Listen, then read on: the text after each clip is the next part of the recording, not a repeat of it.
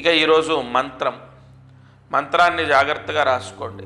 ఓం శ్రీం క్లీం లక్ష్మీ నృసింహాయ నమః. ఓం శ్రీం క్లీం లక్ష్మీ నృసింహాయ నమః. ఓం శ్రీం క్లీం లక్ష్మీ నృసింహాయ నమః.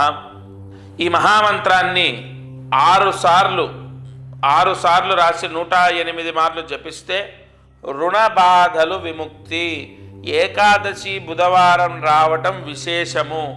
ఆ రోజు ఎవరైతే ఈ మంత్రాన్ని చదువుతారో ఆ రోజున, అంటే ఈ రోజున ఈ మంత్రాన్ని చదివితే రాత్రి పడుకునే లోపు ఈ మంత్ర జపం చేస్తే రుణ బాధలు విముక్తవుతాయి.